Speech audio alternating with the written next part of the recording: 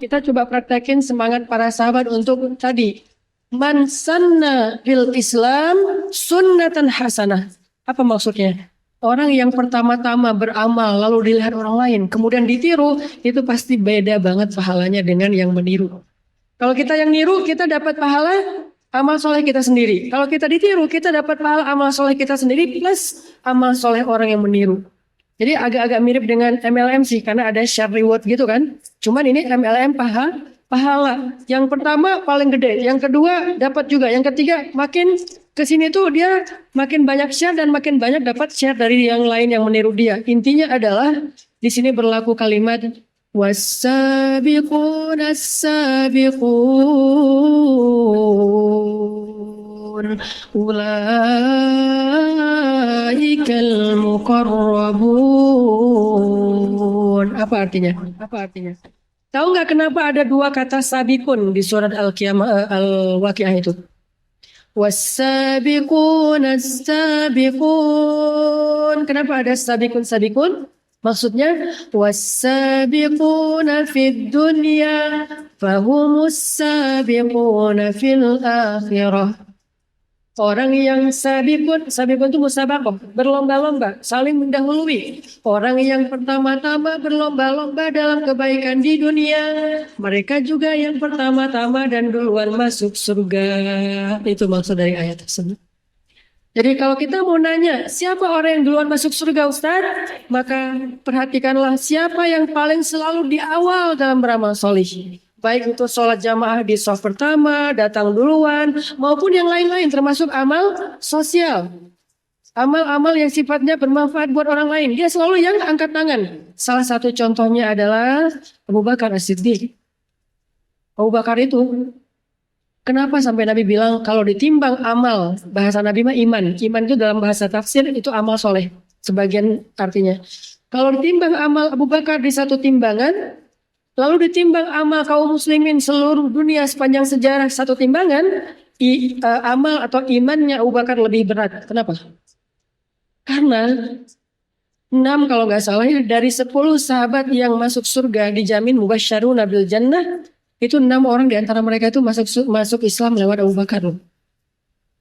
Abu Bakar yang ngajak mereka masuk Islam. Sehingga salah satu contohnya siapa? Abdurrahman bin Auf, Utsman bin Affan. Ini kan masuk Islamnya lewat Abu Bakar nih. Maka setelah Abdurrahman bin Auf masuk Islam, kebayang ya gimana infaknya Abdurrahman bin Auf? Maka pahala infak itu semua juga sama mengalir kepada Abu Bakar As-Siddiq. Gimana Abdurrahman mau nyaingin Abu Bakar? Nggak bisa. Belum lagi Utsman. Utsman tuh kalau ngasih itu nggak tanggung-tanggung. Sekali dia bersedekah, angkanya kalau kita konversi ke rupiah itu 10 miliar. Sekali ngasih itu 10 miliar dan itu receh buat Utsman. Di belakang masih nggak tahu, nggak kayak itu, udah malas menghitungnya kayak gitu-gitu. Sampai Abdurrahman bin Auf itu ya nangis gara-gara terlalu kaya. Coba. Kalau kita nangis miskin, dia nangis kaya. Abdurrahman, lu kenapa nangis? Iya nih kaya banget sih. Kalau kita, aduh gimana ya, nggak bisa makan, nggak punya ini, nggak punya pulsa, nangis. Dia mah, aduh pulsa gue kebanyakan nih. Unlimited gitu. Itu Abdurrahman bin Auf. Dia saking kayanya Abdurrahman bin Auf, ketika beliau ngasih hadiah buat istri Nabi setelah Rasulullah wafat. Kenapa dikasih hadiah? Soalnya kan istri Nabi itu ada SOP Nabi kan. SOP Nabi itu apa? Gak boleh istrinya menikah lagi setelah Nabi wafat. Karena istri Nabi kedudukannya sebagai ibunya kaum muslimin. Masa kita mau nikahin ibu sendiri? Gak boleh kan? Nah akhirnya karena Nabi udah wafat, gak ada yang nafkahin istri-istri beliau, Abdurrahman berinisiatif ngasih hadiah buat istri-istri Nabi. 9 orang semuanya dikasih satu-satu. Satu orang istri Nabi kalau dikonversi ke rupiah, hadiahnya 21 miliar. Satu orang istri Nabi dikasih 21 miliar. Jadi sekitar 200 miliar hadiah. Satu orang. Makanya setelah Nabi wafat, kehidupan Aisyah radhiyallahu anha itu udah lebih kayak terfasilitasi gitu. Kalau dulu lebih ke zuhud dan luar biasa qanaahnya. Kalau sekarang walaupun tetap hatinya zuhud dan hatinya qanaah, cuman secara fasilitas hidup udah terpenuhi. Sehingga muncul komen dari ponakannya Aisyah. Apa komennya? Kalau bahasa sosmed sekarang dia kayak story gitu. Terus dia nge-tag Aisyah, dia bilang Aisyah sekarang udah beda dengan yang dulu. Gitu bahasanya. Ternyata itu di capture oleh sahabat, di forward ke Aisyah. Aisyah tuh lihat Abdullah kayak gitu tuh ininya, storynya. Aisyah marah. Akhirnya kalau ini bahasa sosial media, Aisyah broadcast, demi Allah, saya nggak akan mau lagi ketemu dengan @Abdullah_Zubair. Abdullah bin Zubair. Gak mau ketemu lagi. Di capture lagi nih sama orang ketiga. Namanya Namimah. Ngadu domba ya. Dia capture. Di forward lagi ke Abdullah. Abdullah tuh Aisyah marah sama kamu. Abdullah kaget. Tuh Aisyah marah sama saya. Salah ngomong nih. Langsung delete tuh story-nya.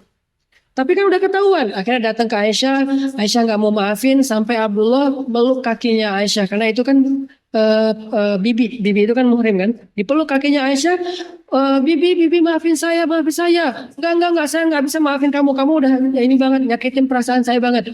Pokoknya saya nggak mau ketemu kamu. Kata Abdullah, Bibi lupa dengan hadis Nabi. Tidak halal bagi dua orang mukmin memutuskan silaturahim lebih dari 3 hari, dan ini udah hari keempat, Bibi. Benarkah itu sabda Rasulullah? Benar, Bibi. Akhirnya Aisyah mengatakan, Nadri. Gimana dengan sumpah saya? Akhirnya Aisyah memerdekakan 10 orang budak demi bisa mencabut sumpahnya. Ini menunjukkan bahwa Abdurrahman tuh kaya banget ngasih hadiah aja gede-gedean. Nah, semua kebaikan Abdurrahman bin Auf, Utsman bin Affan, dan yang lain-lainnya yang masuk Islamnya lewat Abu Bakar, pahalanya ngalir kepada Abu Bakar. Belum lagi ketika ada kesempatan beramal soleh, Abu Bakar itu selalu duluan. Satu-satunya orang yang bisa ngalahin Abu Bakar dalam beramal soleh cuman Rasulullah SAW. Kalau perempuan, Khadijah radhiyallahu anha. Cuman mereka berdua yang bisa ngalahin Abu Bakar. Makanya Khadijah juga dijuluki dengan nama Khadijah As-Siddiqah. Kalau laki-laki Abu Bakar As-Siddiq. Kalau perempuan Khadijah yang As-Siddiqah. Kalau Aisyah kan dia Humaira gitu kan ya. Nabi kan kalau manggil Aisyah ya Humaira gitu kan. Atau ya Aish gitu kan. Kalau sampai di Sunda ya Aish gitu kan. Itu bahasa Arab yang jadi bahasa Sunda. Apaan sih Ustadz? Ya gitulah. Maksudnya Abu Bakar tuh kalau misalnya Nabi bilang gini. Oh hai sahabat-sahabat. Ada satu hadis yang redaksinya kurang lebih terjemahannya gitu. Siapa di antara kalian yang hari ini sudah memberikan makan anak yatim? Abu Bakar angkat tangan. Ana ya Rasulullah. Apakah itu ria? Bukan, itu syiar. Ana ya Rasulullah. Bersama beberapa orang sahabat yang lain. Siapa yang hari ini sudah menyambung silaturahim yang terputus? Abu Bakar angkat tangan. Ana ya Rasulullah. Bersama sahabat yang lain yang gantian. Yang lain itu gantian. Yang pertama angkat, yang kedua nggak angkat. Tapi Abu Bakar angkat terus. Siapa yang sudah memberikan menyelesaikan hajat saudaranya yang punya masalah? Ana ya Rasulullah. Setiap Nabi nanya amal soleh, selalu Abu Bakar angkat tangan. Ana ya Rasulullah. Jadi dalam satu hari Abu Bakar itu beramal dengan amal yang orang lain itu dilakukan rame-rame, tapi dia sendiri. Ana ya Rasulullah. Rasulullah senyum sama Abu Bakar. Dan itu absennya dilakukan oleh Nabi 2 kali, malam dan subuh. Siapa yang sudah begini? Siapa yang sudah begitu? Ana ya Rasulullah. Jadi mereka saling menyemangati. Wah, Abu Bakar udah ngelakuin ini. Saya juga. Abu Bakar saingan beratnya Rasulullah SAW. Makanya ketika Rasulullah udah wafat, Abu Bakar datang ke Aisyah. Nanya, Aisyah, kata Abu Bakar. Kan Abu Bakar itu ayahnya, Rasulullah itu suaminya. Jadi bisa ngebandingin gitu kan. Aisyah, coba Aisyah perhatiin. Amal amal suami kamu, Rasulullah, mana yang ayah belum lakuin. Kan kamu bisa ngebanding-bandingin. Apa yang dilakukan Nabi yang ayah belum pernah lakuin? Kata Aisyah, ada. Apa? Rasulullah itu suka ngasih makan seorang nenek di pinggir kota. Mana? Alamatnya di mana? Sherlock. Ini kalau sosmed, langsung datang ke sana. Langsung Abu Bakar ngasih makan. Nggak mau ketinggalan. Nah kalau kita ngomongnya, nah itu kan Rasulullah. Itu kan Abu Bakar. Sementara mereka nggak gitu. Fastabiqul khairat. Oh Rasulullah gitu. Saya juga pengen gitu. Abu Bakar gitu. Ya saya juga pengen gitu. Yang paling berat itu buat Umar. Umar itu nggak bisa ngalahin Abu Bakar. Pernah dia udah hampir bisa. Udah hampir nyalip. Kayak Rossi sama siapa gitu kan. Hampir nyalip kesalip lagi gitu kan di tikungan terakhir. Nah Abu Bakar tuh pernah hampir dikalahin Umar. Dalam bab apa? Infak. Perang Tabuk. Nabi mengatakan kita akan berangkat untuk ke Tabuk. Kumpulkanlah harta-harta kalian fi sabilillah. Dan siapa yang meminjamkan hartanya di jalan Allah, Allah akan membalikan berlipat ganda. Pulang sahabat, pulang. Datang Umar. Bawa harta yang sangat banyak. Nabi mengatakan, ya Umar, berapa yang kau berikan? Setengah dari harta saya Rasulullah. Setengahnya tuh banyak banget. ada onta, ada kuda. By the way, onta perang itu harganya mahal loh. Harganya sama kayak Ford Raptor lah, double cabin gitu kan sih. Berapa Ustaz? 2 miliar sekian. Itu satu onta, namanya rohilatan. Onta perang. Kalau onta sembelih, namanya onta potong, bukan ayam doang yang potong. Onta juga ada. Onta potong yang disembelih pas musim haji itu harganya cuma 40 sampai 50 juta. Nah, onta yang diberikan sahabat itu rahilah, satu ekornya 2 miliaran. Dan Umar datang bawa beberapa onta, satu kuda, tahuan sendiri ya. Kuda perang berapa harganya, itu datang. Berapa wahai Umar? Setengah dari harta saya Rasulullah. Beres didoain sama Nabi, dari jauh kedatangan Abu Bakar. Abu Bakar cuma bawa, gak terlalu banyak, gak sebanyak Umar. Bawa gitu. Di atas keledai, bawa bantuan untuk jihad di atas keledai. Umar ngeliat Abu Bakar, wah kali ini saya bisa ngalahin Abu Bakar nih. Itu semangat mereka. Wassabiqun as-sabiqun wasari'u ila magfiratin min rabbikum fastabiqul khairat, berlomba-lomba dalam kebaikan. Wah, bisa ngalahin Abu Bakar nih. Senang nih Umar nih. Datang Abu Bakar, ya Rasulullah, ini yang bisa saya berikan fi sabilillah. Rasulullah nanya, berapa yang kau berikan wahai Abu Bakar? Kata Abu Bakar, ini sudah seluruh harta yang saya miliki ya Rasulullah. Umar kaget, bener ya nggak bisa ngalahin Abu Bakar. Umar angkanya, tapi pengorbanannya, Umar berkorban dengan setengah hartanya, Abu Bakar berkorban dengan seluruh hartanya. Nabi nanya, ya Abu Bakar, apa yang kau tinggalkan untuk keluargamu? Kata Abu Bakar, aku tinggalkan untuk istri dan anak-anakku, Allah dan Rasulnya. Makanya Abu Bakar kalau ditimbang amalnya, kalah seluruh umat Islam walaupun digabung menjadi satu amal soleh. Abu Bakar. Belum lagi nanti semangat mereka dalam beramal soleh duluan gitu. Kan pernah tuh namanya perang Khaybar. Perang Khaybar itu perang umat Islam melawan Bani Israel yang paling kolosal gitu kan. Itu lebih dahsyat daripada perang-perang yang lain. Dalam perang Khaybar satu sore Nabi itu Shallallahu Alaihi Wasallam bilang ngumpulin sahabat berbaris semuanya. Terus Nabi mengangkat rayah beliau, bendera la ilaha illallah itu. Kemudian Nabi mengatakan apa? Wahai kaum muslimin, besok subuh saya akan berikan bendera ini kepada orang yang mencintai Allah dan Allah mencintainya. Kepada orang yang mencintai Allah dan Allah mencintainya. Akhirnya besok subuh, beres sholat subuh, sahabat langsung berbaris rapi. Semuanya baris.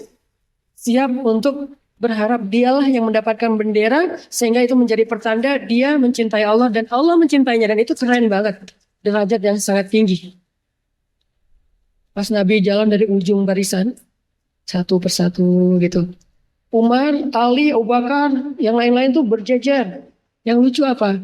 Umar begitu Nabi udah dekat dengan dia maju selangkah dikit gitu. Jadi dia kayak agak muncul gitu biar ditunjuk sama Nabi. Gini. Nabi jalan lewatin, terus Umar lewat, balik lagi. Ternyata bukan Umar. Nih di sini nih semangatnya apa? Semangat pengen dapat kebaikan. Jadi sampai kayak ada inisiatifnya, ada improvisasinya. Lucu-lucu lah cerita sahabat tuh. Saking semangatnya tuh jadi kayak kocak, apa seru gitu kan. Makanya kalau ngebahas bab sahabat itu jangan hanya angle-nya yang galak-galak gitu kan.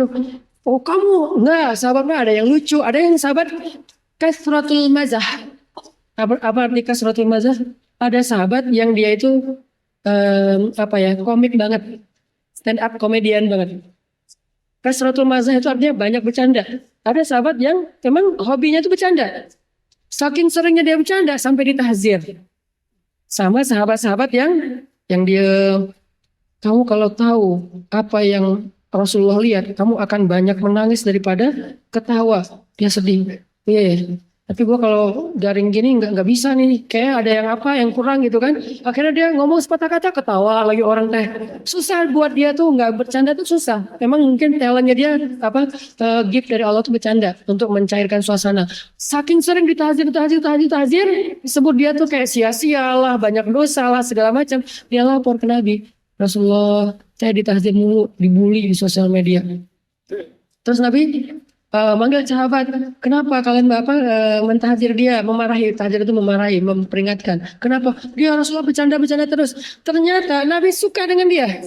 Sehingga dalam perang Khaybar yang tadi saya cerita, dia itu dibawa dekat dengan Nabi. Dan Nabi mengatakan apa? Ada satu di antara kalian yang aku mencintainya, yang datang bersama kita dan dia tidak kembali bersama kita. Dan ternyata orang itu syahid dalam perang Khaybar yang tadi kathratul mazah, yang banyak bercanda. Malah dia syahidnya di perang. Jadi sahabat itu bercanda-bercanda, komik-komik, tapi itu syuhada loh. Kalau kita kan mungkin nggak bercanda aja, biasa-biasa aja gitu kan. Ini bercanda aja syahid. Saking kerennya sahabat. Jadi angle-angle sirah sahabat itu emang, saya kalau baca sirah kan banyak buku-buku sirah yang tebal-tebal. Makanya kalau cari buku-buku sejarah jangan yang tipis. Itu detail ceritanya tuh nggak dapet.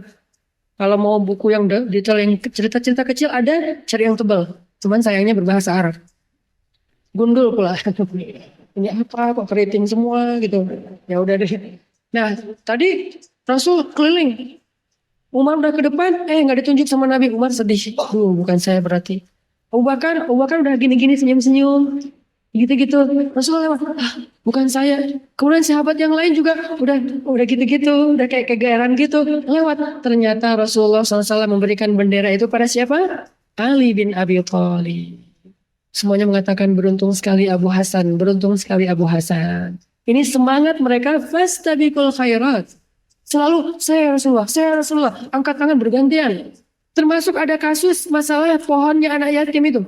Pohon korma yang di sebelah anak yatim, milik Abu Lubabah. Abu Lubabah punya satu pohon korma di sebelah rumahnya anak yatim. Kalau jatuh buah korma, karena rumah anak yatim di Arab itu kan nggak ada atapnya, soalnya mereka bukan musim hujan. Jadi jatuhnya ke dalam rumah anak yatim diambil dimakan karena dipikir ini kayak ada haknya dia di situ kan.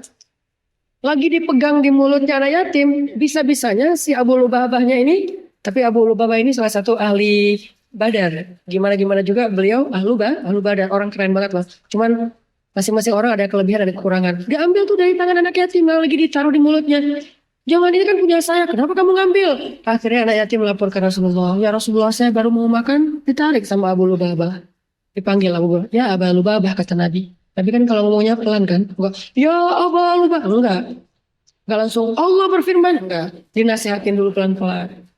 Ya Abu Lubabah, mau enggak kamu aku tawarkan pohon korma di dalam surga yang kamu berjalan di bawah naungannya 100 tahun belum keluar dari naungan dahannya. Saking lebat dan besarnya pohon korma itu. Makanya di surat Ar-Rahman ada salah satu gambaran surga itu, terutama buat anak-anak yang senang ke gunung, itu ada surga para pendaki. Namanya surga Mudhammatan. Bacanya juga harus panjang karena dia rimbun banget. Sehingga bacanya Mudhammatan. Artinya apa? Surga yang hijau tua. Maksud surga hijau tua, lebat banget hutannya. Lebat banget kebunnya. Salah satu cirinya, pohon satu aja kita berjalan 100 tahun di bawah naungannya itu belum keluar dari naungannya. Mau nggak Abu Lubabah punya pohon korma di surga segede itu? Kata Abu Lubabah, caranya gimana ya Rasulullah? Wakafkan pohon korma kamu di sebelah anak yatim kepada mereka. Tapi ya Rasulullah, itu pohon korma kesayangan saya, ada cerita yang panjang tentang pohon korma itu dan segala macam lah. Alasan bahwa dia nggak mau. Oh ya udah, Rasul kan nggak maksa orangnya kan ya. Dasar kamu nggak ikut, enggak. Rasulullah tuh orangnya easy going banget. Udah. Tiba-tiba ada sahabat dengerin percakapan itu, namanya Abu Dahdah. Dia deketin, ya Rasulullah, ada apa Abu Dahdah? Tadi saya mendengar nggak sengaja percakapan Nabi sama Abu Lubabah. Kira-kira kalau saya ngambil kesempatan itu bisa nggak Rasulullah? Bisa Abu Dahdah. Ya udah, assalamualaikum, pergi aja dia. Pergi, Abu Lubabah. Abu Dahdah, ada apa Abu Dahdah? Sini bentar. Ya udah, Abu Lubabah, kamu tahu nggak kebun kurma saya? Kebun kurma kamu, siapa yang nggak kenal? Kebun kurma yang paling besar, paling subur, paling bagus di kota Madinah itu milik Abu Dahdah. Satu kebun kurmanya ada 600 pohon kurma. Satu pohon kurma sekali panen itu lebih dari 100 kilo. Sekilo harganya sekitar 300.000. Bayangin aja sekali panen berapa miliar. Itu paling 4 bulan panennya, saking suburnya. Berarti setahun kali 3 aja. Itu penghasilan dari kebun kurmanya Abu Dahdah. Abu Lubabah, kamu tahu nggak kebun kurma saya? Tahu, siapa yang nggak tahu kebun kurmanya milik Abu Dahdah? Emang kenapa? Mau nggak ditukar? Pohon kurma kamu kasih ke saya, kebun kurma saya kasih buat kamu. Beneran? Ah, bercanda, gak lucu ah. Dialognya nggak gitu-gitu amat sih, ya kurang lebih lah. Namanya juga storytelling kan. Wah, beneran. Ya udah, salaman, langsung pergi ke kebunnya. Langsung kayak AJB gitu. Udah kasih tahu ke istrinya, Abu Dahda, istrinya lagi kayak berkebun gitu. Zaujati, kalau orang Mesir manggil zaujati itu zojti. Itu karena bahasa Arab yang paling slang itu Mesir. Paling slang. Jadi bisa dibilang Mesir itu kayak Indonesia banget lah. Kalau Arab Saudi itu kayak Malaysia, bahasanya terjaga gitu kan. Kalau Mesir itu Indonesia banget, bahasa slangnya tuh setiap hari dapat yang baru, kosakata baru. Perkembangannya tuh pesat. Orang Mesir kalau bilang baza, bilangnya eh. Kalau bilang la, mush. Jadi bahasanya beda banget. Sampai ada teman saya orang Sunda datang ke Mesir namanya Cecep. Kan di kita Cecep bagus ya, Kasep kan. Ismake, nama kamu siapa? Cecep. Karena nggak ada huruf C kan dalam bahasa Arab Cecep. Zaibaro, gimana cara bacanya? Oh, ship ship. Ship ship dalam bahasa slang Mesir artinya sendal jepit. Oh, ship ship. Jadi apa? Kata kata Abu Dahdah zaujti, zaujati. Jadi manggil istri bisa zaujati, kalau gaulnya itu zaujti, bisa juga mereka manggilnya ana. Manggil istri ana. Kok manggilnya ana sih saya? Maksudnya kamu itu aku banget.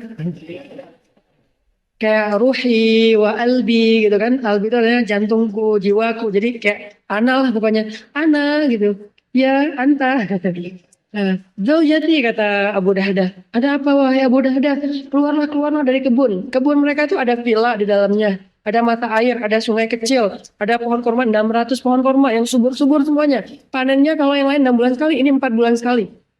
Kata Abu Dahdah, Zaujati, istriku keluarlah dari kebun ini. Kenapa? Aku sudah menjualnya. Apakah kamu dapat untung, wahai Abu Dahdah? Untungnya besar. Kepada siapa engkau menjualnya? Kepada Allah. Dan untungnya adalah kebun kurma di dalam surga. Apa kata istrinya? Itu baru untung besar, wahai Abu Dahdah. Ini istrinya juga soleha banget. Hah, ke Allah. Nah itu beda. Itu beda nih. Tergantung komennya. Jadi aku nggak kamu anggap. Sinetron. Di sini banyak pemain-pemain yang lebih pro lah. Yang saya nggak gitu-gitu amat lah ya, jadi nggak bisa acting kecuali depan dah cukup depan mantan. Oke, terus itu baru untung wahai robah caya abadah itu untung banget masya Allah akhirnya dipeluk tengingan gitu kan terus kayak slow motion gitu udah beres udah gitu Abu Lubabah nyerahin pohon kurmanya. Sampailah berita ini kepada Rasulullah SAW. Rasulullah memanggil Abu Dahdah dan mengatakannya, Abu Dahdah, beruntungnya kamu dapat kebun di surga yang dikelilingi oleh malaikat juga setahun nggak sampai ke tengah masih di pinggir saking luasnya kebun Abu Dahdah. Kenapa? Karena semangatnya untuk meraih kesempatan dalam beramal soleh itu dahsyat banget di antara mereka. Makanya ada ayat wasabiqunal awwalun minal muhajirin wal ansar walladzina tabauhum biihsan. Kalimat yang paling penting radhiyallahu anhum wa radu'an. Allah udah ridho sama mereka. Kalau udah dapat ridho Allah udah selesai. Radiyatan mardiyah. Berarti kalau dia meninggal nanti panggilannya apa? Ya ayyatuhan nafsul mutmainnah. Bukan ayo lo sini lo. Enggak. Ya ayyatuhan nafsul mutmainnah. Dipanggil Allah itu lembut. Jadi bukan kullu nafsin dha'iqatul maut. Kan ngeri ya. Mautnya panjang lah gitu. Kayak bahasa di sosial media, makaci panjang gitu. Sudah pakai apa? Yahnya CH, makaci yas. Lebay banget sih. Kullu nafsin dha'iqatul maut. Ya ayyuhal asi. Enggak gitu panggilan malaikat. Ya ayyuhan nafsul mutmainnah. Jadi kalau ada khatib baca ayat ini dengan suara tinggi, itu kayak kurang cocok dengan konteksnya. Harusnya kalau baca ayat ini bukan ya Tuhan nafsul mutmainnah. Ini lagi marah atau lagi manggil baik-baik sih? Karena itu kalimatnya kan lembut kan. Harusnya dipanggil ya Tuhan nafsul mutmainnah. Irji'i ila rabbiki radiyatan mardiyah. Kemudian di sana dipanggil sama malaikat salaman, selamat gitu. Kenapa bisa gitu? Karena Allah udah ridho sama dia. Arti Allah udah ridho, Allah udah Udah restuin dia banget. Allah udah sayang sama dia, Allah udah cinta sama dia, Allah udah mengabulkan semua amal soleh dia. Kenapa? Karena Allah melihat kesungguhan dia dalam beramal soleh. Langsung saya Rasulullah, berlomba-lomba. Kebayang sahabat ketika turun ayat ya, cara mereka beramal ya, itu dahsyat banget loh. Ini bisa jadi pelajaran juga buat kita. Turun ayat ini tentang hijab. Di Al-An-Nur sama Al-Ahzab. Wahai Nabi, kata Allah, katakanlah kepada istrimu dan orang-orang perempuan-perempuan yang beriman, agar mereka menjulurkan jilbab mereka. Itu membuat mereka lebih mudah dikenal dan membedakan dengan orang yang tidak beriman. Turun ayat ini, Nabi ngumpulin sahabat-sahabat yang cowok-cowok. Nabi bacain, wahai kaum muslimin, udah turun ayat untuk kalian. Oh ya Rasulullah, bacain Rasulullah. Dibacain sama Nabi, baru selesai dibacain. Mereka nggak nungguin Rasulullah tafsirnya, Rasulullah hadisnya, Rasulullah apa wawasannya, tausiah. Oh tausiah cuma satu ayat? Enggak. Ini hebatnya sahabat. Begitu beres dibacain satu ayat, mereka langsung salamin Nabi. Ya Rasulullah, saya pulang dulu ya. Ngapain? Mau ngasih tahu istri tentang ayat ini? Gitu semangatnya. Ya Rasulullah, saya pengen pulang, saya mau ngasih tahu istri. Emang kamu udah nikah? Oh ya belum. Saking semangat gitu. Jadi kayak pengen langsung diamalin. Yang udah nikah langsung pulang. Istriku, anakku yang perempuan gitu. Udah turun ayat tentang kalian. Masya Allah. Langsung duduk di dalam rumahnya. Mereka siap-siap didengarkan bacaan ayat itu. Ketika dibacakan ayatnya, langsung seketika itu juga mereka menutup kepala mereka dengan apa yang ada di tangan mereka. Ada panci pakai panci, ada jemuran pakai jemuran. Pokoknya itu yang disebut dengan spontanitas dalam beramal soleh. Bahasa Islamnya tuh wasari'u ila maghfiratin min rabbikum wa jannat. Kayak gitu banget. Turun lagi ayat. Lan tanalul birra hatta tunfiqu mimma tuhibbun. Tidaklah sempurna kebaikan kalian sampai kalian menginfakkan harta yang paling kalian cintai. Assalamualaikum, waalaikumsalam. Pulang, semuanya pulang. Jadi turun satu ayat pulang. Jadi kalau saya baca sekarang, kalimatan khafifatan 'alal lisan, habibatan ila rahman, taqilatan fil mizan. Dua kalimat yang mudah diucapin dengan lisan, tapi Allah suka banget dengan kalimat itu dan nanti memberatkan timbangan banget ketika dihisab oleh Allah. Apa itu Ustaz?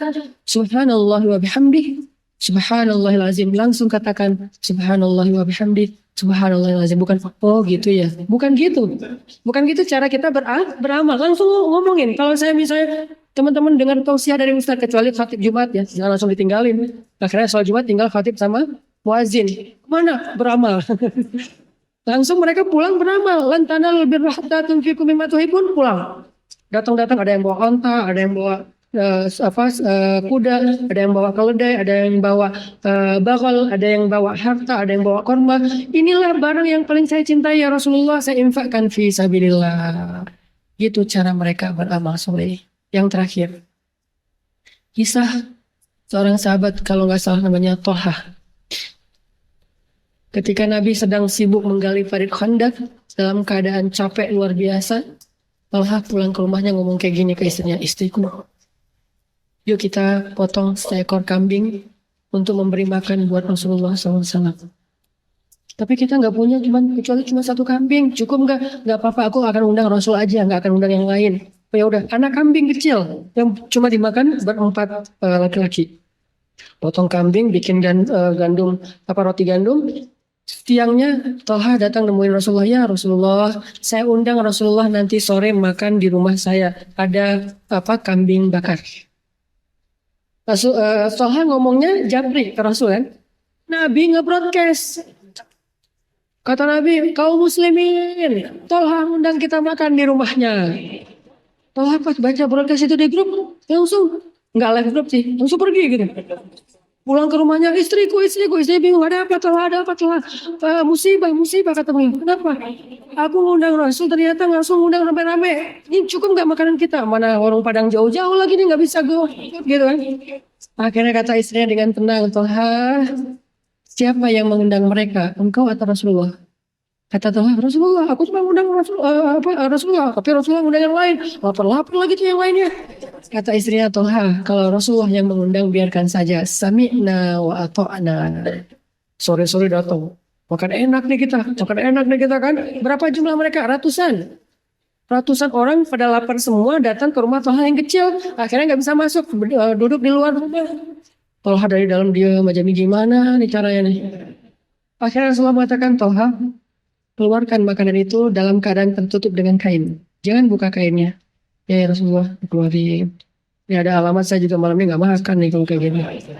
Terus kata Nabi, Tolha, edarkan makanan itu, gilirkan kepada sahabat, minta mereka ngambil daging dan roti dengan syarat tidak membuka tutupnya, cuma dari bawah gitu ngambil. Nggak boleh dibukain yang mana, yang bagian paha atau apa, nggak. Ngambil aja. Ngambil satu orang, dua orang, Tolha ngeliatin, aduh ngambilnya banyak banget. Wow, satu-satu. Sebanyak kita nih yang ada di dalam ruangan masjid ini satu-satu. Kambing cuma satu kecil. Dibagi semuanya udah pada dapat jatah. Tolong ngeliat kok gundukannya tuh masih utuh, nggak berkurang gitu kan. Aduh ini gimana nih. Saya nggak dapat jatah nih, nggak dapat jatah. Udah beres semuanya, udah makan. Wah enak ya. Udah beres. Pulang. Udah pulang baru tinggal Nabi dengan Toha dan istrinya. Toha, sekarang tinggal kita bertiga. Coba buka. Pas dibuka masih utuh.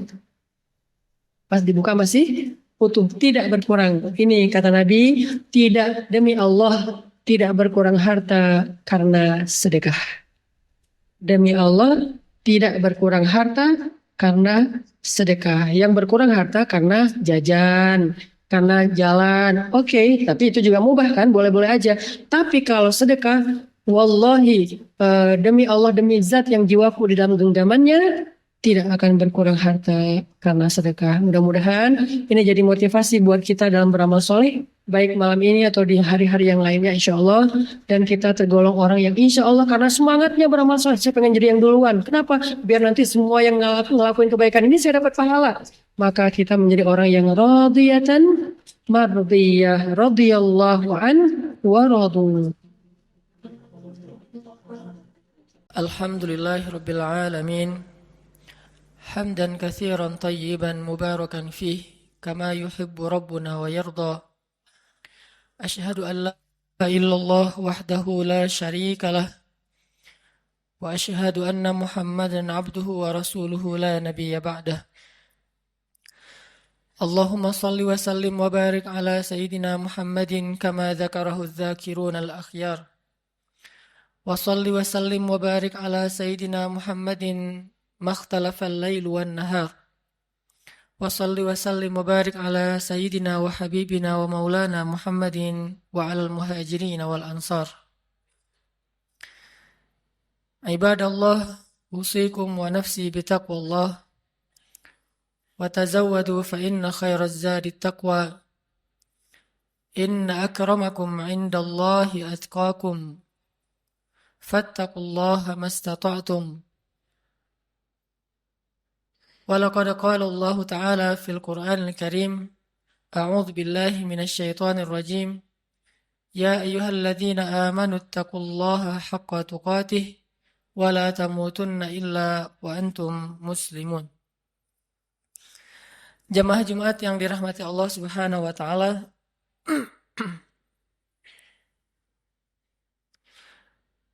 Dalam sebuah hadis yang diriwayatkan oleh Imam At-Tirmidzi, Rasulullah Shallallahu Alaihi Wasallam pernah bersabda, An Abdullah bin Mas'ud radhiyallahu an, qala Rasulullah Shallallahu Alaihi Wasallam, Ala ukhbirukum biman yahrumu 'alan nar, atau biman tahrumu 'alaihin nar, ala kulli qaribin hayyinin sahlin. Dari Abdullah bin Mas'ud radhiyallahu an, ia berkata, Rasulullah Shallallahu Alaihi Wasallam bersabda, maukah kalian aku beritahu orang-orang yang tidak akan disentuh oleh api neraka, atau orang yang tidak akan masuk ke dalam api neraka? Mereka adalah setiap orang yang memiliki sifat qaribin hayyinin sahlin. Hadis riwayat At-Tirmidzi. Dalam riwayat yang lain disebutkan ala kulli hayyinin layyinin qaribin sahlin. Orang yang memiliki 4 sifat, yaitu sifat hayyin, sifat layyin, sifat qaribin, dan sifat sahlin. Shadaqa Rasulullah sallallahu alaihi wasallam. Jamaah yang dirahmati Allah, ada 4 sifat yang kita bisa ambil di dalam beberapa hadis tadi. Sifat yang sangat diistimewakan oleh Allah Subhanahu wa taala pada diri seorang hamba. Bahkan Nabi SAW sampai memberikan jaminan, Siapapun yang memiliki 4 sifat ini, tahrumu alaihin nar. Api neraka tidak akan membakarnya, atau dia tidak akan mungkin masuk ke dalam api neraka. Sifat yang pertama adalah sifat hayyin. Kalau kita membaca di dalam Al-Quran, di antara ayat yang menjelaskan tentang sifat hayyin ini adalah surat Al-Furqan ayat 63.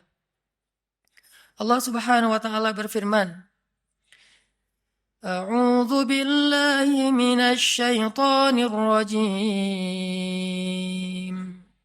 Bismillahirrahmanirrahim.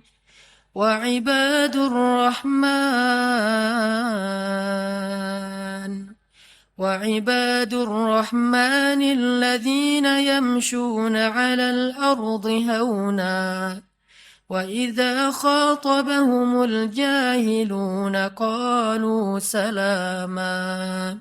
Sadaqallahul azim. Di antara ciri hamba Allah yang dicintai oleh Allah yang Maha Rahman adalah yamshuna 'alal ardi hauna. Orang yang berjalan di muka bumi dalam keadaan haunan atau hayyinan. Haunan atau hayyinan, para ulama menerjemahkan adalah orang yang memiliki sifat tawadhu, rendah hati. Dan sifat rendah hati ini adalah sifat dasarnya seorang hamba. Bahkan kalau kita memberi judul terhadap ayat yang pertama turun kepada Nabi SAW, maka ayat yang pertama turun kepada Nabi itu ada 2 judul atau 2 tema besar. Tema yang pertama adalah tentang kebesaran Allah, dan tema yang kedua adalah tentang kehinaan seorang hamba. Itulah ayat yang pertama turun kepada Nabi. Iqra bismi rabbikal ladzi khalaq. Ini ayat tentang kebesaran Allah. Khalaqal insan min 'alaq. Ini tentang kerendahan makhluk. Atau Iqra wa rabbukal akram. Allah yang maha mulia. Alladzi 'allama bil qalam. Yang maha tahu segala sesuatu dan mengajarkan ilmu kepada manusia. 'Allamal insan ma lam ya'lam. Mengajarkan kepada manusia apa yang sama sekali mereka tidak tahu. Jadi kalau kita mau ngasih judul terhadap ayat atau wahyu yang pertama turun kepada Nabi SAW, ternyata yang berhubungan dengan makhluk, ayat yang pertama turun itu adalah ayat tentang tawadhu, ayat tentang rendah hati. Rendah diri bahkan di hadapan Allah dan rendah hati di hadapan makhluk. Karena ini adalah sifat dasarnya seorang hamba. Tidak mungkin disebut hamba ketika dia meninggikan diri, menganggap dirinya mulia, menganggap dirinya di atas, menganggap dirinya tinggi. Karena dasarnya seorang hamba itu adalah rendah. Sehingga ketika seorang hamba meletakkan dirinya pada status yang Allah telah tempatkan dia, baru Allah akan memuliakan dia. Tidaklah seseorang bersedekah kecuali hartanya akan bertambah, dan tidaklah seseorang merendahkan dirinya kecuali Allah akan mengangkat derajatnya. Tapi sebaliknya, ketika seorang hamba menempatkan dirinya di posisi yang lebih tinggi, maka Allah akan menjatuhkan dia sebagaimana Allah menjatuhkan iblis. Ana khairum min, saya lebih baik daripada dia, kata iblis. Maka sejak saat itu iblis diusir dari surga dan dikutuk untuk selama-lamanya. Sifat rendah hati, bahkan rendah diri di hadapan Allah Subhanahu wa taala adalah identitas aslinya makhluk. Identitas aslinya hamba. Dan inilah ciri hamba yang dicintai Allah Subhanahu wa taala. Hayyin. Kalau kita belajar kepada Rasulullah SAW, di antara contoh-contoh bagaimana Nabi menunjukkan hayyinan, sifat tawadhu, rendah hatinya beliau kepada sesama, adalah kisah ketika Nabi SAW duduk di antara sahabat-sahabat Ahlu Sufah. Ahlu Sufah itu adalah istilah untuk segolongan sahabat yang miskin. Yang mereka makan roti dari bahan yang kasar. Rotinya itu kasar dan keras, sehingga kalau ingin dimakan, roti itu harus direndam dulu dengan air baru bisa dimakan. Saking kasar dan kerasnya roti ini. Dan dalam bahasa Arab, ini diistilahkan dengan qadid. Ketika Nabi duduk di antara para sahabat miskin, Lalu mereka menghidangkan roti-roti yang keras di hadapan Nabi. Lalu mereka merasa tidak enak hati karena malu kepada Rasulullah. Menganggap Rasulullah tidak pantas makan roti seperti yang mereka makan. Apa kata Nabi? Sesungguhnya saya adalah anak seorang perempuan yang biasa makan qadid. Sesungguhnya saya adalah anak seorang perempuan yang biasa makan qadid. Nabi ingin menempatkan dirinya sama dengan yang lain, sehingga yang lain tidak merasa canggung kepada beliau. Dan beliau mengatakan, saya sudah biasa makan makanan seperti ini dari dulu juga. Jadi kita sama. Akhirnya para sahabat merasa nyaman makan bersama Rasulullah SAW. Ini namanya hayyin. Tidak mencari perbedaan, tidak menganggap dirinya tidak pantas atau tidak level dengan orang lain, tetapi justru merendahkan diri sehingga menjadi sama dengan orang lain. Bahkan dalam riwayat yang lain yang mungkin ceritanya juga cukup terkenal, walaupun ulama memberikan judul yang berbeda-beda terhadap kisah ini, adalah kisah ketika Nabi bertemu dengan sekelompok penggembala ternak. Dan di Arab pada masa itu, yang menggembala ternak rata-rata bukan menggembala ternak pribadinya, bukan miliknya. Biasanya milik orang kaya, digembalai oleh orang-orang miskin. Sama kayak Nabi dulu pernah menggembala ternak-ternak orang Mekah, bukan ternak beliau sendiri. Ketika Nabi duduk di antara para penggembala, maka Nabi menyampaikan, tidaklah Allah mengutus seorang Nabi, kecuali mereka pernah menggembala ternak. Kenapa Nabi mengatakan ini? Mungkin ada ulama yang memberi judul hadis ini dengan judul tentang karakter building, tentang leadership. Tetapi jangan lupa bahwa angle lain dari kisah ini adalah sesungguhnya Nabi mencari persamaan antara beliau dengan orang di sekelilingnya. Bahwa beliau mengatakan, tidaklah Allah mengutus seorang Nabi kecuali pernah menggembala ternak. Seolah-olah menggembala ternak itu adalah pekerjaan yang mulia. Dan membuat mereka tidak pesimis, tidak rendah diri di hadapan Nabi SAW. Ini adalah cara-cara cerdas Nabi SAW dalam menyampaikan akhlak, menunjukkan akhlak hayyin, rendah hati di antara para sahabat.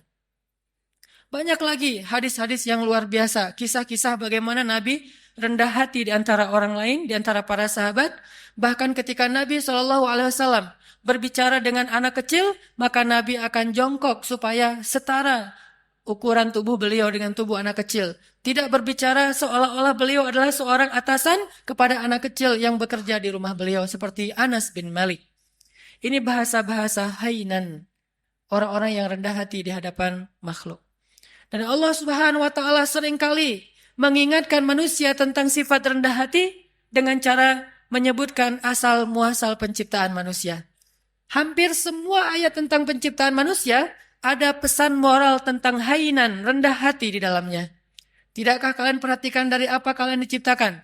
Ada ayat diciptakan dari tanah, ada ayat diciptakan dari dua manusia, yaitu Adam dan Hawa. Ada ayat yang diciptakan dari setetes air yang hina. Ada ayat yang diciptakan dari segumpal darah. Intinya adalah kalian harus tahu diri bahwa kalian sebetulnya bukan siapa-siapa. Allah lah yang telah memberikan kepada kalian kehormatan dan kemuliaan. Intinya adalah rendah hati. Hampir semua ayat tentang penciptaan manusia ada pesan tentang rendah hati di dalamnya. Makanya Nabi SAW mengatakan, di antara 4 sifat yang paling dicintai Allah kepada makhluk adalah hayyin, sifat rendah hati. Memandang orang lain sama dengan dirinya. Dan di antara makna sombong atau takabur adalah merendahkan orang lain dan menganggap dirinya lebih baik daripada orang lain. Jamaah yang dirahmati Allah Subhanahu wa taala. Sifat yang kedua, hayyinin layyin. Layyin ini secara bahasa artinya bertutur kata dengan bahasa yang lemah lembut. Kalau kita memperhatikan bagaimana Islam bisa memadukan antara lemah lembut dengan ketegasan, ini menunjukkan betapa akhlak dalam Islam itu sempurna. Karena banyak orang yang tidak bisa memadukan dua hal ini, seolah-olah ketika bersikap lemah lembut, dia menjadi lemah. Dan ketika bersikap tegas, dia menjadi kasar. Padahal tegas dan kasar sesuatu yang berbeda, lemah dan lembut juga sesuatu yang berbeda. Layyin dan tegas, lemah lembut dan tegas, sesuatu yang bisa dipadukan karena dua-duanya akhlak yang mulia. Mustahil dua akhlak mulia itu tidak bisa dipadukan, itu mustahil. Yang tidak mungkin dipadukan adalah akhlak mulia dan akhlak yang tercela. Maka kalau ketegasan kita sepakati sebagai akhlak mulia, pasti mungkin sekali untuk memadukan ketegasan dengan sikap lemah lembut. Bahkan salah satu ayat yang cukup jelas mengajarkan kepada kita tentang sikap lemah lembut dalam situasi apapun adalah ayat ketika Allah mentarbiyah, mendidik Musa dan Harun ketika mengutus keduanya untuk berdakwah kepada Firaun. Ketika Allah mengutus Musa dan Harun berdakwah kepada raja yang paling zalim yang pernah hidup di muka bumi, bukan hanya raja yang keras, yang kasar, bahkan raja ini pernah mengaku dirinya sebagai Tuhan. Bukan hanya syirik, tapi dia mengaku sebagai Tuhan. Dia mengatakan, Ana Rabbukumul A'la. Saya adalah Tuhan kalian yang paling tinggi. Ketika Allah mengutus Musa dan Harun untuk berdakwah kepada raja yang paling jahat ini, apa kata Allah? Wa qula lahu qawlan layyinan. Dan ucapkanlah kepada dia ucapan yang lembut. Sebelum Musa disuruh untuk merevolusi Fir'aun, maka Musa diperintahkan lebih dulu untuk qula lahu qawlan layyinan. Kenapa Allah katakan demikian? Karena Allah tahu karakter hambanya yang bernama Musa. Kalau Harun mungkin agak tidak terlalu dikhawatirkan akan bersikap kasar. Karena Harun pada dasarnya punya sifat lemah lembut. Harun ini kalau di antara para sahabat mirip seperti Abu Bakar. Sedangkan Musa mirip seperti Umar. Memang terkenal dengan kerasnya terhadap kebatilan. Sehingga sebelum Musa bersikap keras atau tegas kepada Fir'aun, maka Allah memberi dia briefing. Memberi dia nasihat. Qula lahu qawlan layyinan. Katakanlah kalian berdua kepada dia ucapan yang lemah lembut. Dan perhatikan juga kisah Ibrahim ketika berdakwah kepada ayahnya. Begitu ayahnya marah-marah kepada Ibrahim, bahkan mengancam akan merajam Ibrahim, apa kata Ibrahim? Qala salamun alaik, sa'astaghfiru laka rabbi, innahu kana bi hafiyya. Kata Ibrahim, salam. Nggak apa-apa wahai ayah, aku akan minta ampun untukmu kepada Tuhanku. Sesungguhnya Tuhanku sangat baik kepadaku. Qawlan layyinan, sebelum kalimat-kalimat yang lain. Bahkan Nabi SAW bersabda, sesungguhnya Allah itu maha lembut dan mencintai kelembutan. Dan Allah akan memberikan kebaikan melalui jalan yang lembut yang tidak diberikan dengan cara-cara yang kasar. Maka muncullah salah satu kisah yang cukup fenomenal dalam kehidupan Nabi tentang sifat lemah lembut adalah adegan ketika ada seorang laki-laki Badui buang air kecil di dalam Masjid Nabawi. Ini masjid tersuci nomor 3 di dunia bagi kaum muslimin. Setelah Makkah, nomor 2 bahkan setelah Makkah, kemudian Nabawi, kemudian Masjidil Aqsa. Ada orang Badui, dan orang Badui ini dalam istilah Arab disebut A'rabi, orang yang tidak berpendidikan baik, orang yang belum paham Islam, bahkan belum masuk Islam. Dia ngelihat ada kayak tembok gitu, dia buang air kecil di situ. Lalu para sahabat berdiri ingin memarahi dia. Nabi mengatakan, tunggu, biarkan dia, jangan sakiti dia. Karena kalau dia ditahan atau dicegah, itu akan menyakiti dia, udah terlanjur. Maka biarkan dia, jangan sakiti dia. Setelah dia selesai dengan hajatnya, maka Nabi kemudian ingin mengambil air, tetapi para sahabat mendahului beliau dan membersihkan kotoran laki-laki tadi. Setelah selesai, Nabi memanggil dia, lalu mengajak dia berbicara baik-baik. Walaupun tidak disebutkan secara detail, apa yang Nabi ucapkan kepada laki-laki ini, tetapi kesimpulannya dengan kelembutan Nabi bertanya tentang siapa namanya, dari mana asalnya, lalu memberi nasihat, ini tempat apa, kenapa tidak boleh buang air kecil di sini. Setelah Nabi menasihatinya baik-baik, akhirnya dia kemudian masuk Islam. Dan setelah dia masuk Islam, dia berdoa kepada Allah, ya Allah, rahmatilah saya dan juga Rasulullah SAW, yang lain jangan. Sampai dia berdoa seperti itu. Rahmati saya dan Rasulullah saja, yang lain jangan. Karena dia sebel sama yang lain. Sama Rasul dia cinta.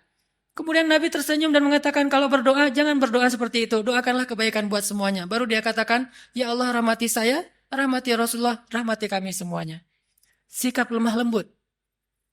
Termasuk juga ada seorang laki-laki di zaman Nabi yang seringkali merencanakan untuk membunuh Nabi SAW. Sampai suatu ketika dia berhasil ditangkap oleh para sahabat, dibawa ke Madinah, Sampai di Madinah, Nabi menyuruh sahabat untuk mengikat dia di salah satu tiang masjid. Jadi dulu masjid juga berfungsi sebagai penjara darurat. Dia diikat di tiang masjid. Setiap kali Nabi datang ke masjid, Nabi tersenyum kepada dia dan bertanya, bagaimana kabarmu? Awalnya dia marah. Udah tahu diikat, nanya kabar. Terus Nabi datang lagi, dia ditanya, gimana kabarmu hari ini? Gimana kabarmu hari ini? Terus Nabi bertanya. Intinya Nabi menyapa dia, walaupun dia musuh.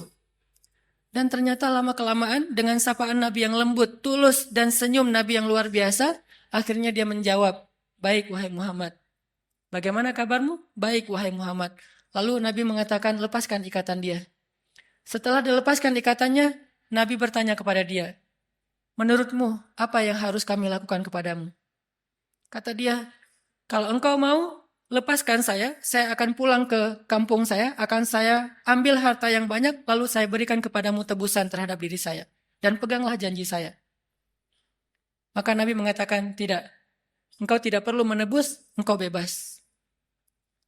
Dia mengatakan, saya bebas? Ya. Tapi kalau kamu ingin kembali ke negerimu, mandilah terlebih dahulu. Dia disuruh mandi. Setelah dia selesai mandi, dia diajarkan cara berwudu. Ternyata gara-gara keadaan suci itu Allah menurunkan hidayah ke dalam hatinya, lalu dia masuk Islam. Setelah dia masuk Islam, dia ketemu dengan Rasulullah, dia mengatakan, sungguh dulu engkau adalah orang yang paling saya benci, maka sekarang engkau adalah orang yang paling saya cintai. Allah mengubah sesuatu dengan sifat lemah lembut yang tidak bisa diubah dengan sifat yang kasar dan keras. Lalu muncul lagi adegan, seorang laki-laki di zaman Nabi, Muslim, tapi dia suka minum. Lalu ketika dia dalam keadaan mabuk, dia suka mengganggu orang di jalan. Sehingga ditangkap oleh para sahabat, dihadirkan kepada Nabi. Nabi mengatakan, ikat dia di depan masjid. Lalu Nabi mengatakan, kita akan menghukum dia dengan cara, setiap orang yang datang ke masjid, mengambil sendalnya dan memukul dia dengan sendal mereka. Setiap masuk masjid. Setiap masuk masjid, sendal dipegang, pukul. Dan memukulnya pun di bagian yang tidak akan melukai. Mungkin di lengannya atau di kakinya. Dipukul, lalu masuk ke masjid. Supaya dia sadar. Lalu tiba-tiba ada seorang laki-laki, sahabat, memukulnya sambil mencela dengan mengatakan, celaka kamu. Maka Nabi SAW mengatakan, jangan begitu. Janganlah engkau membantu syaitan untuk mencelakakan saudaramu. Tegas, tetapi tetap menjaga kehormatannya. Sampai Nabi bersabda, kalau kita baca kitab Riyadhus Shalihin, ada bab yang khusus masalah ini. Nabi bersabda, jika budak perempuan kalian berzina, maka cambuklah dia, tetapi jangan mencela dia.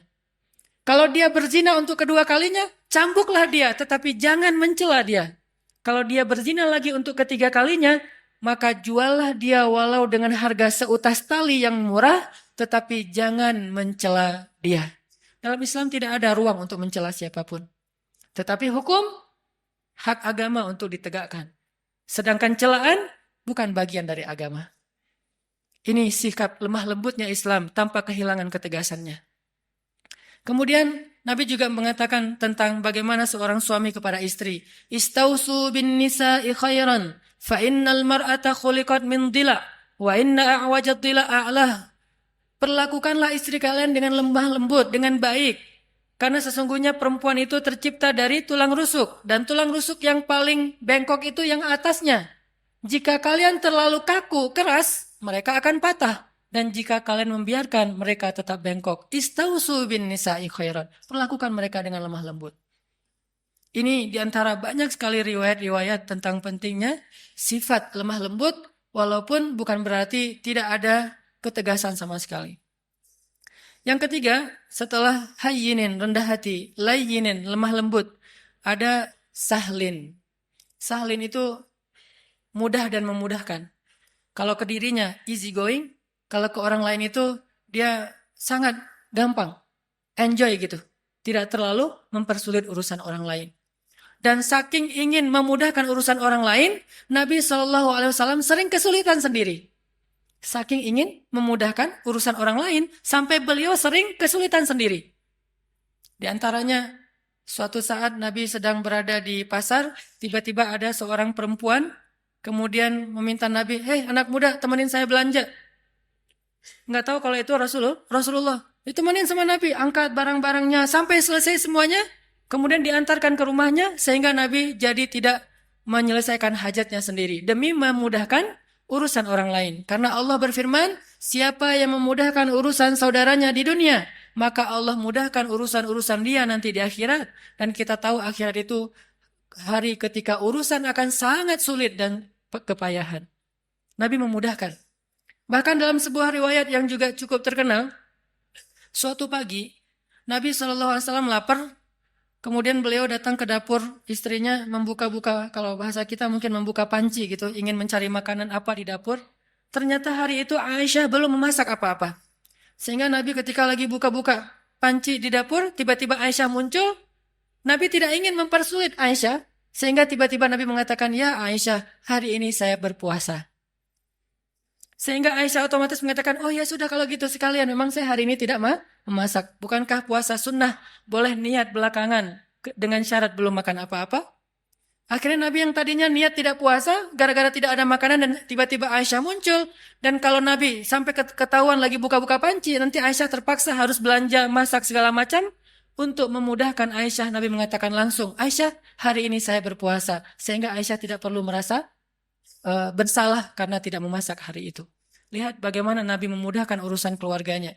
Bahkan ketika ditanya kepada Aisyah, ya Aisyah, apa yang dilakukan Nabi di rumah?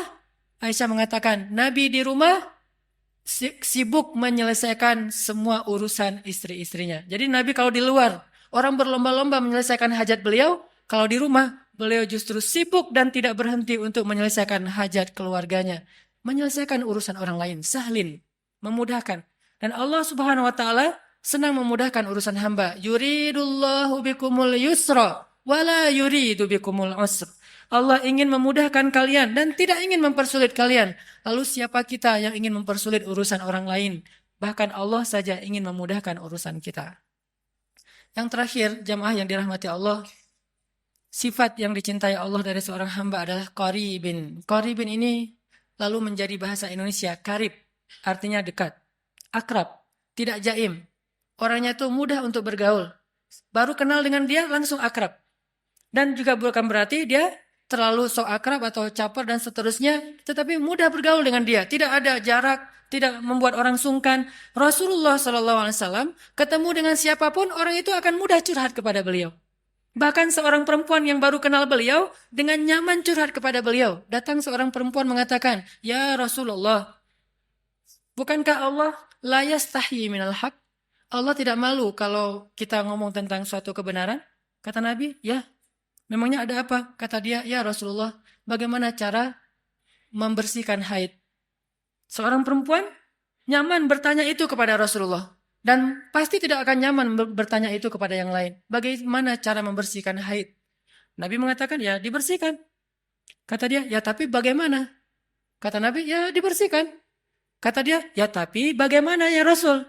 Akhirnya Aisyah yang mendengar pertanyaan ini, memegang tangannya, membawa dia masuk ke dalam dan dijelaskan secara lebih jelas, lebih detail, karena Nabi tidak mungkin menjelaskan itu kepada yang bukan mahramnya. Tapi intinya di sini, betapa seorang perempuan merasa nyaman untuk curhat, menanyakan perihalnya kepada Rasulullah, termasuk sampai turun ayat curhat di dalam Al-Quran. Tahukah kita surat curhat di dalam Al-Quran? Surat curhat itu namanya Al-Mujadalah atau Al-Mujadilah. Kalau kita baca Al-Mujadilah artinya curhat. Kalau kita baca Al-Mujadilah artinya perempuan yang sedang curhat. Sampai turun ayat tentang curhat, seorang perempuan datang kepada Rasulullah dan menanyakan perihal masalah keluarganya kepada Rasulullah SAW. Dan tidak ada orang yang datang kepada Nabi dalam keadaan kecewa. Maka jamaah yang dirahmati Allah Subhanahu wa taala, tunjukkan 4 sifat ini dalam kehidupan sehari-hari kita. Mulai dari keluarga, tetangga, siapapun, bahkan orang yang kadang kita tidak kenal di jalan. Bukankah dengan tersenyum kita bisa mencairkan suasana?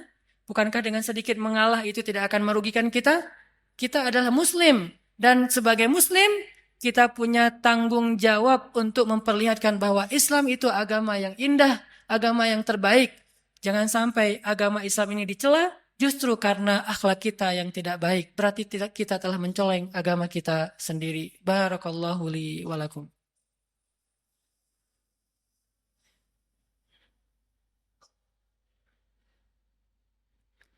Alhamdulillahirabbil alamin. Asyhadu an la ilaha illallah wa asyhadu anna Muhammadar Rasulullah. Allahumma salli wa sallim wa barik ala sayyidina wa habibina wa maulana Muhammadin wa ala alihi wa sahbihi ajma'in.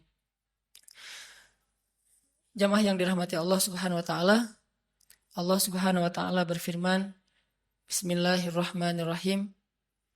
Ya ayuhan nas, ya ayyuhalladzina amanu, la yaskhar qaumun min qaum, asa ayyakunu khairam minhum, wala nisa'um min nisa, asa ayyakunna khairam minhun. Janganlah kalian saling mencela, karena bisa jadi orang yang dicela itu lebih baik daripada orang yang mencela. Begitu juga sekelompok perempuan. Jangan mencela kelompok perempuan yang lain, karena bisa jadi perempuan yang dicela itu lebih baik daripada yang mencela. Intinya, ayat-ayat akhlak di dalam Al-Quran itu sangat banyak, dan jangan lupakan bahwa akhlak itu sama pentingnya dengan akidah dan ibadah. Dan bukan berarti mengambil akhlak membuang akidah dan ibadah, atau sebaliknya, mengambil akidah dan ibadah saja tapi mengabaikan akhlak. Islam adalah sebuah kesatuan. Memahami Islam itu harus kafah. Udkhulu fis silmi kafah. Masuklah kalian ke dalam agama ini secara utuh. Utuh artinya tidak mengambil sebagian ayat dan membuang sebagian yang lain. Mengambil satu sunnah dan membuang sunnah yang lain. Mengambil satu syariat dan membuang syariat yang lain. Maka siapapun yang membeda-bedakan antara satu ayat dengan ayat yang lain, satu sunnah dengan sunnah yang lain, satu syariat dengan syariat yang lain, sungguh dia tidak beriman kepada Allah Subhanahu wa taala. Yukhadi'una Allah walladzina amanu wa ma yakhda'una illa anfusahum. Mudah-mudahan kita bisa mengamalkan ayat dan hadis-hadis tentang akhlak ini dalam kehidupan kita, dan Allah Subhanahu wa taala memberikan apa yang dijanjikan kepada kita, yaitu terhindar dari api neraka. Terakhir, marilah kita sama-sama berdoa, dan saya selalu berharap kaum muslimin di seluruh dunia, hari Jumat adalah yaumud du'a, hari diijabahnya doa. Maka bantulah saudara-saudara kita di Suriah, di Palestina, di Rohingya, di seluruh dunia, termasuk mungkin yang di Indonesia seperti di Aceh dan di seluruh Indonesia. Bantulah mereka dengan doa. Mudah-mudahan doa-doa kita akan meringankan urusan-urusan mereka dan akan mendatangkan pertolongan Allah Subhanahu wa taala kepada mereka. Bismillahirrahmanirrahim. Allahumma ighfir lana walil muslimin. Allahumma ighfir lana waliwalidayna warhamhuma kama rabbayana sighara. Allahumma inna nas'aluka al-huda wat-tuqa wal-'afafa wal-ghina. اللهم أعنا على ذكرك وشكرك وحسن عبادتك. ربنا آتنا من لدنك رحمة وهيئ لنا من أمرنا رشدا واجعل لنا من كل ضيق مخرجا ومن كل هم فرجا ومن كل عسر يسرا. اللهم انصر الإسلام والمسلمين. اللهم انصر المسلمين في فلسطين. اللهم انصر المسلمين في سوريا. اللهم انصر المسلمين في العراق. اللهم انصر المسلمين المستضعفين المظلومين في رهينيا. اللهم انصر دعوتنا يا الله.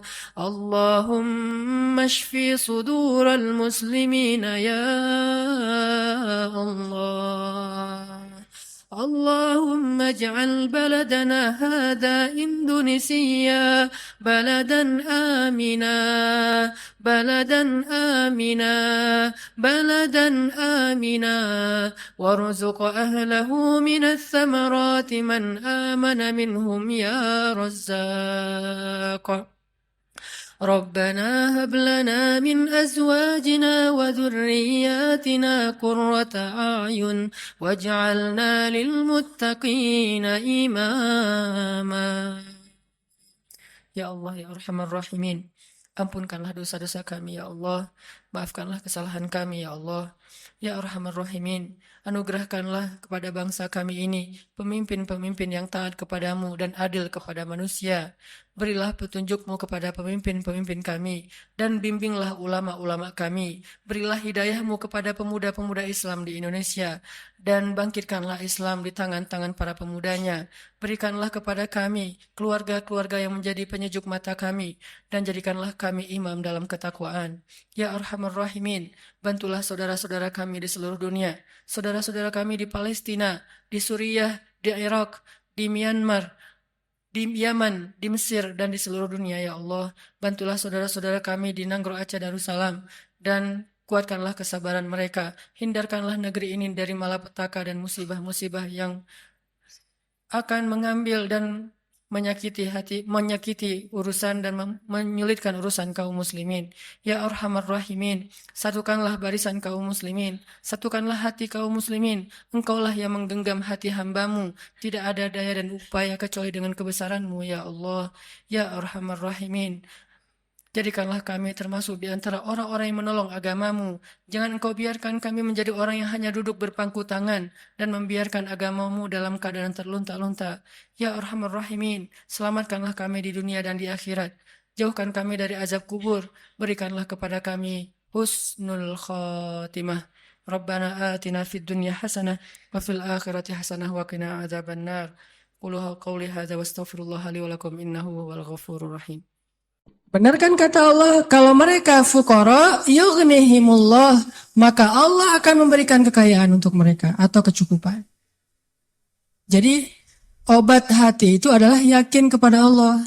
Dan cara yakin kepada Allah, baca firman-firman Allah Subhanahu wa taala. Allah berjanji di dalam banyak ayat untuk bisa menjadi iman, menambah faith, menambah keyakinan di dalam hati kita. Tinggal kita baca aja. Banyak banget ayat-ayat kayak gitu. Jadi begitu kita galau tentang gimana nanti nih, apa yang harus saya kasih, gimana menafkahi, baca nih ayat. Gitu juga kalau misalnya kita cari kerjaan atau cari nafkah. Allah Subhanahu wa taala juga memberikan kita banyak sekali ayat-ayat yang menjadi janji dari Allah bahwa siapa yang yakin kepada Allah, pasti Allah Subhanahu wa taala akan menjaganya. Itu banyak banget ayat kayak gitu. Salah satunya teman-teman bisa baca minimal banget teman-teman bisa baca di surat Hud ayat 6. Coba baca surat Hud, surat 11 ayat 6. Ini juga ayat untuk ngecas iman kita. Apa kata Allah di ayat 6 surat Hud? Bismillahirrahmanirrahim. Wa ma min dabbatin fil ardi illa 'ala Allahi rizquha wa ya'lamu mustaqarraha wa mustawda'aha kullun fi kitabim mubin. Gak ada satupun hewan yang melata di muka bumi illa 'alallahi rizquha, kecuali Allah yang menjamin rezeki bagi mereka. Terus kenapa kita khawatir? Kenapa kita galau? Kan Allah yang menjamin, dan jaminan Allah itu sebaik-baik jaminan dijamin oleh perusahaan asuransi atau finance. Itu aja kita udah yakin gimana dijamin oleh Allah Subhanahu wa taala. Kayak ada orang yang ngambil asuransi kesehatan, dia nggak khawatir dengan sakit. Ada orang yang mengambil asuransi kendaraan, dia nggak khawatir kelecet atau terjadi kecelakaan, dirampok atau dicuri kendaraannya. Ada yang total loss only misalnya atau all risk, dia nggak khawatir. Kenapa? Ada yang menjamin. Ada orang yang mengambil asuransi pendidikan, dia nggak khawatir dengan harga pendidikan yang semakin mahal karena ada jaminan. Kalau kita masih sering ragu dan sering khawatir dengan hidup kita, berarti kita nggak yakin dengan jaminan Allah Subhanahu wa taala. Makin kita yakin dengan jaminan Allah, makin hilang rasa khawatir dalam hidup kita. Tenang ajalah, ada Allah. Ketika kita ada masalah sedikit, kita tinggal klaim. Dan mengklaim asuransi Allah itu lebih gampang daripada ngeklaim asuransi manusia. Ngeklaim asuransi manusia tetap aja ada biayanya. Tapi ngeklaim kepada Allah itu nggak ada biayanya, nggak perlu pakai nomor antri, nggak perlu jauh-jauh keluar dari rumah, kita tinggal mengangkat kedua tangan kita mengatakan Ilahi, Rabbi, saya ada masalah nih. Tetapi Engkau Maha Besar. Dan setelah itu, hati kita akan langsung tenang. Ini teman-teman, di antara obat terhadap semua penyakit hati itu adalah belajar yakin kepada Allah Subhanahu wa Ta'ala. Teman-teman bisa baca juga nanti surat Al-Mulk. Ini surat yang benar-benar nge-booster hati kita. Jadi sesi pertama ini saya pengen sharing. Ternyata kalau kita pengen menghilangkan semua penyakit hati kita, mulailah dari belajar iman, belajar yakin kepada Allah Subhanahu wa Ta'ala. Kalau kita pengen belajar menjadi orang yang menjalani hidup itu penuh dengan keyakinan, penuh dengan harapan, orangnya optimis, caranya belajar yakin kepada Allah Subhanahu wa Ta'ala. Dan salah satu cara belajar yakin kepada Allah, baca ayat-ayat Allah, terutama ayat-ayat booster tentang kebesaran Allah Subhanahu wa Ta'ala. Inna fi khalqis samawat, dalam penciptaan langit, bukan cuma di langit, tapi penciptaannya, prosesnya. Inna fi khalqis samawati wal ardi wa ikhtilafil lail wa ikhtilafil laili wan nahari la ayatin li ulil albab. Langit, bumi, silih bergantinya malam dan siang atau musim, di situ ada bukti-bukti bahwa Allah Maha Kuasa. Kalau itu aja buat Allah gampang, cuma kun fayakun, apalagi cuma ngurus kita yang cuma kecil dibandingkan langit dan bumi. Kita itu dibandingkan langit dan bumi, gak ada apa-apanya. Kalau langit dan bumi aja buat Allah gak ada apa-apanya lagi, apalagi kita. Jadi intinya teman-teman, kenapa kita khawatir kalau Allah menjamin kehidupan kita? Kenapa kita khawatir kalau Allah berjanji menolong kita? Kenapa kita khawatir kalau Allah Subhanahu wa Ta'ala tidak akan menyia-nyiakan kebaikan kita?